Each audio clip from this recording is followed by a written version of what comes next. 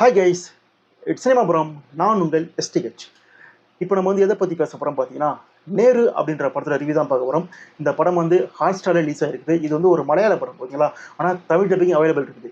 இந்த படத்தை வந்து ஜீது ஜோஷப் வந்து படத்தை டைரக்ட் பண்ணுறாரு. படத்தில் மோகன்லால், பிரியாமணி, சித்திக் நிறைய பேர் நடிச்சிருக்காங்க. படத்தை வந்து விஷ்ணு சேம் மியூசிக் பண்ணிருக்காரு. படத்தில் ஒன்லைன் என்னன்னு கேட்டிங்கன்னா, படத்தில் ஆரம்பத்தில் பார்த்தீங்கன்னா வந்து ஒரு பெண் வந்து கண்ணு தெரியாத பெண் வந்து கற்பழிக்கப்படுறாங்க, ஓகேங்களா? ஸோ வந்து அந்த கற்பழிச்சது யார், அந்த குற்றவாளி யார் கண்டுபிடிக்கிறதுக்காக போலீஸ் வந்து சில பேர் வந்து கொண்டு வந்து அந்த பொருளை ஃப்ரண்ட்டில் நிப்பாட்டி யார் கண்டுபிடி சொல்கிறாங்க. ஸோ அப்போ வந்து அந்த பொண்ணு வந்து அவங்க ஃபேஸை தடையை பார்த்து இவங்க தான் குற்றவாளி அப்படின்னு சொல்கிறாங்க. ஆனால் அந்த கேஸ் வந்து கொண்டுட்டு கோர்ட்டுக்கு போகும்போது அந்த கோர்ட்டில் வந்து அந்த கேஸ் நிற்க மாட்டேது. என்ன காரணம் கேட்டிங்கன்னா, அந்த பெண் கண்ணு தெரியாதவ. ஸோ வந்து அதனால் வந்து இவன் தானே உறுதியமாக சொல்ல முடியல, ஆதாரம் இல்லை அப்படின்றதுக்காக அந்த கேஸ் வந்து வித்ட்ரால் ஆகுது. அந்த பையனுக்கு வந்து ஜாமீன் கிடைக்குது. அப்படி இருக்கும் பட்சத்தில் பார்த்தீங்கன்னா மோகன்லால்ட்ட வந்து அந்த கேஸ் போகுது. ஸோ மோகன்லால் வந்து அந்த கேஸ் எடுத்ததுக்கப்புறம் அந்த கேஸில் அவர் ஜெயிச்சாரா இல்லையா, அந்த பெண்ணுக்கு வந்து நீதி கிடைச்சதா, அந்த குற்றவாளி தண்டிக்கப்பட்டாரா அப்படின்றத ஸ்டோரி இது, ஓகேங்களா? ஸோ படத்துடைய பெரிய ப்ளஸ்ன்னு பார்த்தீங்கன்னா மோகன்லால் தாங்க. படம் ஃபுல்லாக அவர் தாங்க, ஒன் மேன் ஷோங்க. படத்தை வந்து ஸ்டார்ட்லேருந்து எண்டு வரைக்கும் ஃபுல்லாக பார்த்தீங்கன்னா அவர் தான் வந்துட்டு இருப்பாரு.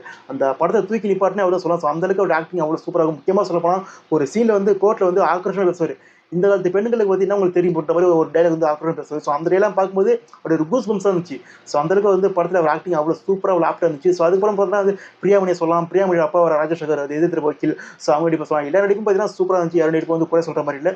அதுக்கப்புறம் ஸ்க்ரீன் பிளே சொல்லாங்க. மேக்ஸிமம் பார்த்தீங்கன்னா படம் ஃபுல்லாக பார்த்தீங்கன்னா அந்த கோர்ட்டுக்குள்ளே தான், ஒரு 90% கோர்ட்டுக்குள்ளே. அதாவது நம்ம அஜித் சார் அடிச்ச நேர்கொண்டை பார்வையில். ஸோ அதே மாதிரி பார்த்தீங்கன்னா 90% வந்து மேக்ஸிமம் வந்து கோர்ட்டுக்குள்ளே தான் இருக்கும். ஆனால் எங்கேயுமே நமக்கு வந்து ஒரு தொய்வு இல்லை. என்னடா இது ஒரே இடம் காட்டிட்டு ஒரு தொய்வே இல்லை.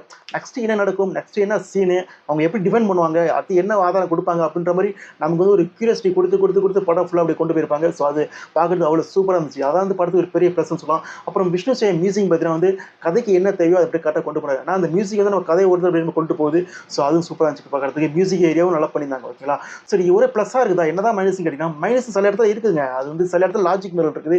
ஸோ அது வேறு பட்சம். அதெல்லாம் பார்த்தீங்கன்னா நமக்கு வந்து என்ன பார்த்தீங்கன்னா, இந்த குற்றவாளியை வந்து ஃபர்ஸ்ட்லேயே காட்டுறதுக்கு தேவையில்லையே போய் தோணுச்சு. ஏன்னா வந்து அவங்க குற்றவாளி வந்து கொஞ்சம் வந்து லாஸ்ட்டில் காட்டுறலாம், அப்படின்னா வந்து ஒரு இன்டர்வல் டைமில் காட்டுறலாம். ஸோ இதே மாதிரி காட்டியிருந்தாங்கன்னா ஒரு கியூரியாசிட்டி கிடைச்சிருக்கும். யாரா குற்றவாளி அப்படின்ற மாதிரி நமக்குள்ள வந்து ஒரு ஒரு எக்ஸைட்மெண்ட் இருக்கும். ஆனால் அது இல்லாமல் ஃபர்ஸ்ட்லேயே குற்றவாளியை காட்டினது ஒரு மாதிரியா ஃபீல் ஆச்சே தவிர மற்றபடி எதுவுமே கிடையாது. ஆனால் அந்த குற்றவாளியை காட்டினா கூட அவனுக்கு எப்படி வந்து அவனை மாட்டி விடுறது, அவனை எப்படி வந்து அவன் தான் பண்ணு கன்ஃபார்ம் பண்ணுறதை கொண்டு போகிறது தான் கதையோட ஸ்டோரி.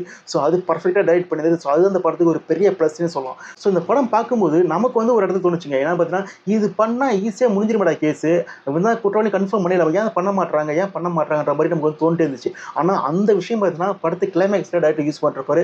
ஸோ அது அவ்வளோ சூப்பராக இருந்துச்சு. நீங்கள் வேணால் பாருங்கள், அந்த இடம் வந்து ஒரு கூஸ்பம்ஸ் மூவ்ஸ் கொடுக்கும் உங்களுக்கு. ஸோ அது நல்லா இருந்துச்சு பார்க்குறதுக்கு. உங்களுக்கு அந்த பெண் இருக்காங்களே, அந்த கண்ணு மடித்த பெண் இருக்காங்களே, ஸோ அவங்க ஆக்டிங் அவ்வளோ சூப்பராக இருந்துச்சுங்க படத்தில். ஸோ மொத்தத்தில் இந்த படம் எப்படி இருக்குன்னு கேட்டிங்கன்னா, ஒரு தரமான படங்க. ஒரு தரமான ஒரு கிரைம் த்ரில்லர் தான் இது. கிரைம் த்ரில்லர்னா வந்து ரொம்ப சஸ்பென்ஸ்லாம் கிடையாது. நீங்கள் வந்து அழகாக உட்காந்து பார்க்கலாம். எந்த ஒரு போர் அடிக்காது.